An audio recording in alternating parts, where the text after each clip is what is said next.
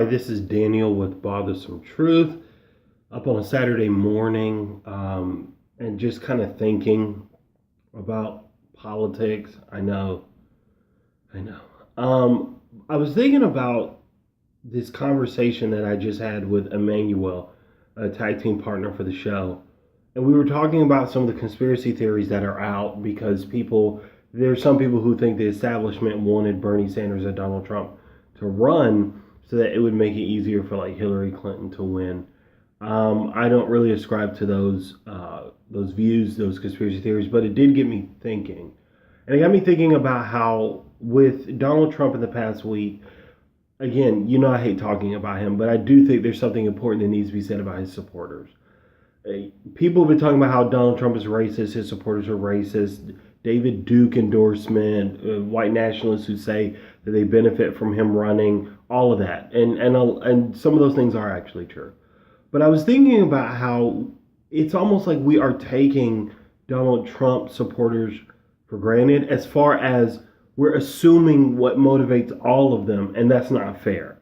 If you look at the video I did when I was responding to Blair White saying that Black Lives Matter is trash, one of the points I kept making is that we can't generalize an entire group for the actions of some, or even of most, because that doesn't speak for everyone.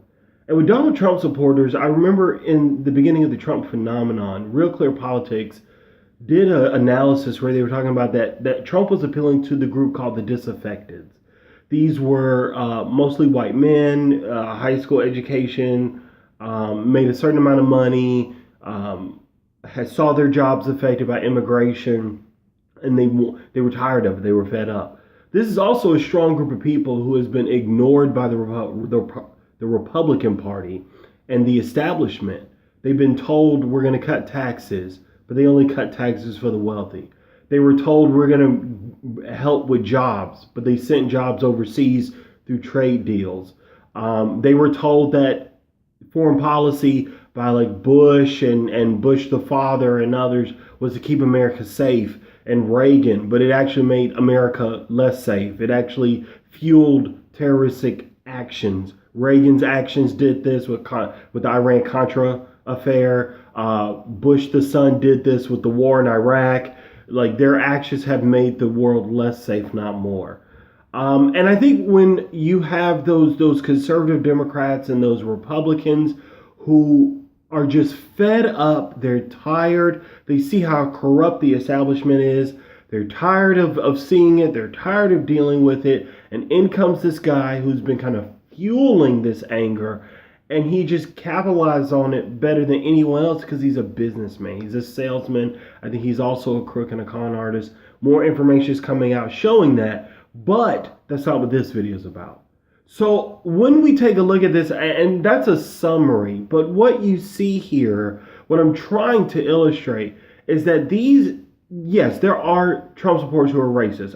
I went to a Trump rally that was here in Atlanta, and I didn't have anybody like beat me up. That was before all that started. But I did see people give me weird and funny looks, almost like, what are you doing here?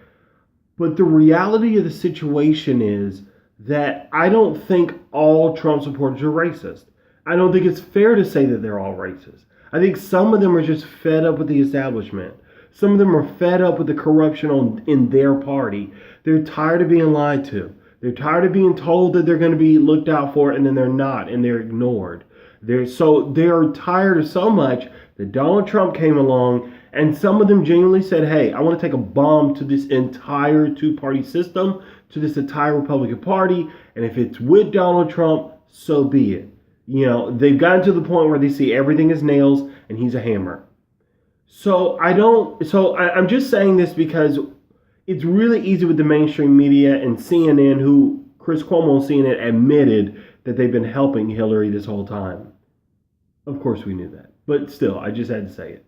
So I think it's important with the media, you're going to have people who are just making it seem like they're all racist, they're all racist, they're all stupid, they're all racist. No, they're not all racist. No, they're not all stupid. Some of them are astute enough to see that their political party is corrupt, and at least they're better than some of the Democrats, because there's a good number of you who are going to vote for Hillary. You have no idea how corrupt the Democratic Party is, and you're still falling for the rhetoric that they're giving you.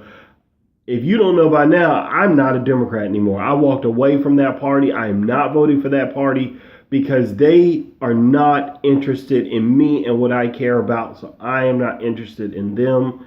I'm focused on what I believe is best for this country. That'll come in another video, those political positions. But as I wind down, if you take nothing else from this video, please do not discount some Trump supporters. Listen to them. We need to be listening to each other because some Trump supporters have points that at least can be understood. It's not to excuse the actions of others who are racist. It's simply an effort to try to understand people. A wise man once said, seek first to understand and then to be understood. I hope y'all have a wonderful day today, and I'm out.